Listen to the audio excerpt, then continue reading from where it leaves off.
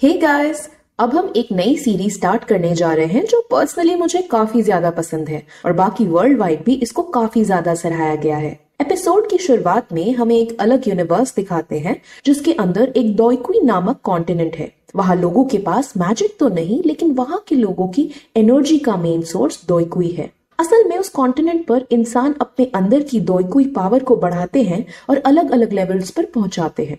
Total 10 levels होती हैं जिनके नाम आपको स्क्रीन पर दिख रहे होंगे। फिर उस कॉन्टिनेंट के अंदर हमें एक जगह दिखाते हैं जहां कई सारे लोग एक टावर के आगे खड़े थे।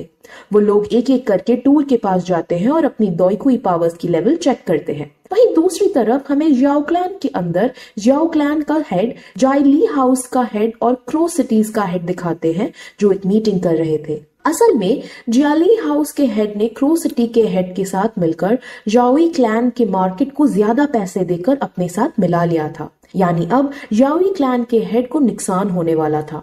याओई क्लैन का हेड का नाम जियाजान था। अब इस बात से उसे बहुत गुस्सा आता है, लेकिन फिर गुस्से पर काबू करके वो उसे एक वेडिंग इनविटेशन का कार्ड देता है और कहता है बेटा है कि शादी नायान यान रैन के साथ फिक्स हुई है, जो कि नायान फैमिली से ताल्लुक रखती है।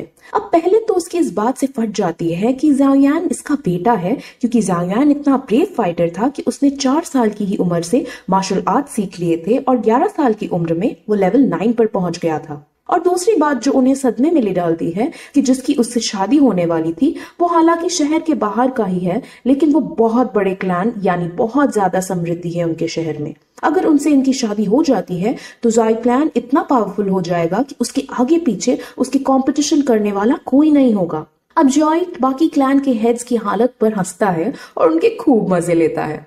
वहीं जहां एक टावर के नीचे सबका लेवल चेक करा जा रहा था, वहां पर जॉयान आता है और अपना लेवल चेक करता है, जिसके बाद उसका लेवल सिर्फ 3 निकल कर आता है और ये देखकर वो काफी ज्यादा निराश होता है। सब जितने भी लोग होते हैं सब उसका मजाक उड़ाने लगते हैं, लेकिन वो वहां उसकी अडॉप्टेड बहन की जिसका नाम जियाओ जनर था, वो वहां आकर उसे धीरज देती है और खुद अपना लेवल चेक करने जाती है तो वो अपना लेवल 9 पाती है। जाओयान इससे और भी टूट जाता है। वहीं दूसरी तरफ अब जियाओ क्लैन के अंदर लड़की आती है जिससे जाओयान की शादी होने वाली थी। उसका नाम बहुत बड़ा है, इसलिए मैं सिर्फ उसे नायान ही कहूंगी। नायान पहले तो वहां आकर जाओयान को ग्रीट करती है और उसको फिर एक क्यू कलेक्टिंग पिल देती है। वो रिंग कोई ऐसी वैसी रिंग नहीं है। उस पिल को जो भी लेता है वो दोइकी की पावर्स को आसानी से प्राप्त कर सकता है, लेकिन एक इसमें रिस्क है कि अगर ये पिल फेल हो जाएगी तो लेवल 9 का योद्धा लेवल 8 पर आ जाता है और अगर किसी का ज्यादा ही लक खराब हुआ तो इससे भी 10 गुना नीचे गिर सकता है। ये पिल उन लोगों को काफी बेनिफिट करती है जो लेवल 9 पे होते हैं, क्योंकि लेवल 10 पर पहुंचने के लिए इस पिल की मदद से बहुत आसानी हो जाती है। अब ये पिल बहुत ही अनमोल और महंगी थी, इसीलिए पहले तो जाओयान लेने से मना करता है, लेकिन नायान उससे कहती है कि ये मैं आपको फ्री में नहीं दे रही हूँ, मैं आपके बेटे से शादी तोड़ना चाहती हूँ और ये पिल उसी का मुआवजा है। अब ये सुनकर जाओयान को काफी दुख होता है, क्योंकि अगर अब इस मौके पे शादी टूटेगी तो उनके परिवार की काफी बदनामी होगी। अब उनमें बहस होने लगती है और बहस इस कदर तक पहुंच जाती है कि वो तलवार निकालने का भी सोचते हैं, लेकिन नायान अपने साथ अपने अंग रक्षक भी लाई थी जो बहुत पावरफुल थे।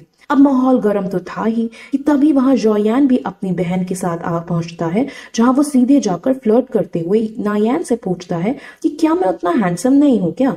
नायान भी उसका बहुत ही शातिर आवाज में जवाब देती है कि हैंडसम होने या ना होने की कोई बात ही नहीं है। तुम एक समय पर बहुत ताकतवर वॉरियर थे और तुमने लेवल 9 तक को अचीव कर लिया था, लेकिन अब तुम सिर्फ एक लूजर हो जो अपनी शक्तियों को खो चुका है और मैं ऐसे लड़के से कभी शादी नहीं करूंगी जो कमजोर हो। अब जाओयान भी काफी समझदार था, इसीलिए वो उसके सामने कहता है कि इस प्रॉब्लम से बचने के लिए अब एक ही तरीका है कि शादी के बाद हम डिवोर्स ले लेंगे। अब ऑब्वियसली नायान ये नहीं करती है, क्योंकि इस डिवोर्स से नायान के परिवार की भी काफी बदनामी हो